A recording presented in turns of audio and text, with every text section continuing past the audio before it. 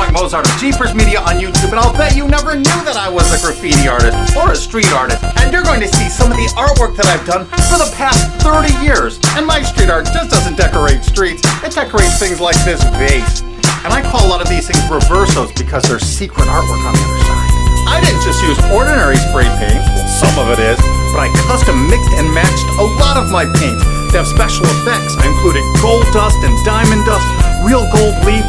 I mean, I went crazy. I used all types of special effects, metal flake and custom metallics. I still don't see how people mistake these for something else. I mean, really. Even though I'm really well known for my Stop Sofa video, I do a lot of failed toy reviews. For years, I illustrated children's books and designed toys with lots of popular characters. Not these, because these aren't the characters. That's not the Roadrunner. It's obviously a duck-billed dog-a-kiss. I mean, really. Who could mistake that for the Roadrunner? It's a dog all the way down to its paws. And there's my signature, Mike Mozart Reverso. Do you know what happens to artwork after the artist dies? You should go for the old fat ones, because they're gonna go first. Now, a lot of people might mistake this for being Dexter, sitting in a big pot of boiling brew. But it's actually not. This is just a little tiny detail from the other side. It's so obvious when you actually look at these as a small part of a much bigger whole. Stunning details, incredible colors. Oh, it has Bluetooth. And this one includes the words 3D vision because this is color shifting paint. Depending on the angle you stand, it turns different colors. And this character is called the Lab Rat. And of course, it's a genuine Mike Mozart Reverso. I mean, really larger character. Look how big I am. I don't do anything little. Everything's enormous. What I'm hoping to do is find a gallery, maybe in New York City. That would be ideal since I live right outside New York City, that wants to show this controversial show. Of course, it'd have to be a gallery that was clever enough to show that these paintings are on both sides. And both sides are necessary because it shows I'm not infringing anybody's copyright. Well, a lot of people might mistake this for Jack Skellington, but they'd be wrong. This isn't Jack Skellington. It's a detail of a much bigger picture. That's on the other side, the Reverso. But now look at what this painting actually is. This is the big copyright jackass. I mean, really.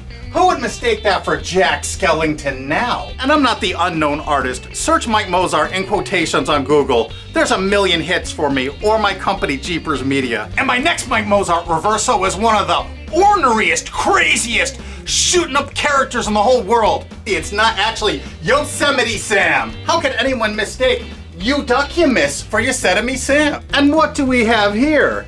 No, it's not Waldo, or Wally, depending on where in the world you are. But a lot of people make that mistake. I can't understand why.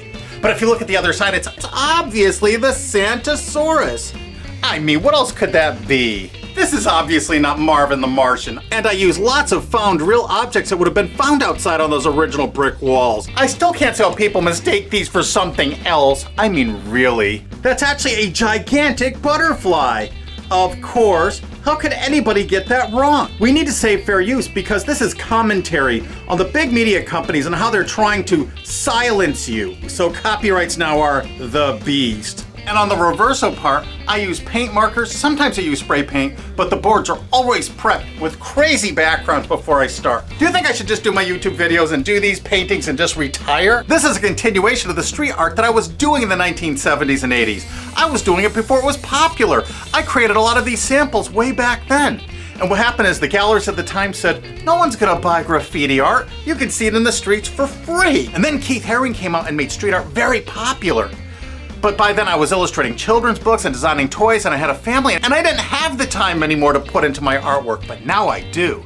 And now I have a reason, just to show the hypocrisy of these people. All of this artwork is fair use, absolutely. All of my works of art are two-sided commentaries on the hypocrisy and ridiculous copyright laws we have now that are being manipulated by big media companies that'll claim they own the tiniest shred of media. And one of my favorite street artists and good friends is Alec Monopoly. He's a brilliant artist of the Monopoly guy, and he uses him in lots of very critical commentary and social ways. He made this shirt for me when I was visiting him at Alki David Studios. And of course, Alex signed it everywhere, as he normally would, and the cuffs. Hey, this is not Eric Cartman. I mean, a lot of people would mistake that for Eric Cartman, but it is definitely not. especially when you see the other side. Just one small piece of a much larger picture, the pterodactyl, another Mike Mozart reverso. That's obviously a dinosauric creature. Now this isn't what you think it is. This is not Raphael.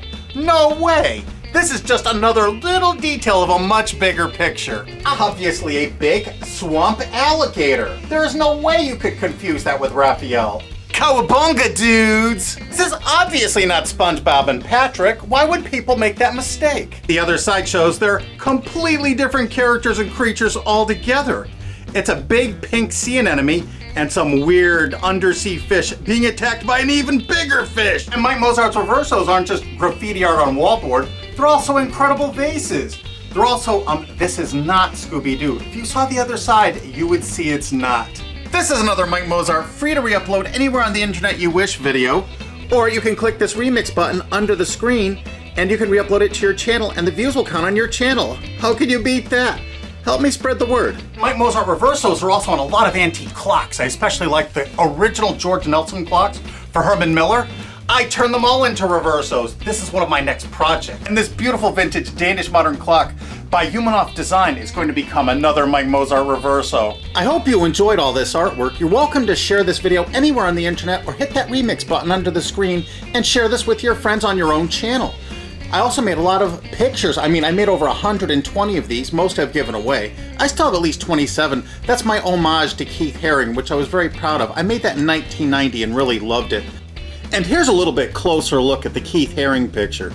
I used all kinds of, what at the time, revolutionary painting techniques. And I kept a little leather-bound book and I kept track of all those techniques. And I'm going to bring them all back in a lot of new pictures. So please, share this video anywhere you can. If you know someone owns a gallery, great. Send them a link to this. I really appreciate it. Thanks again.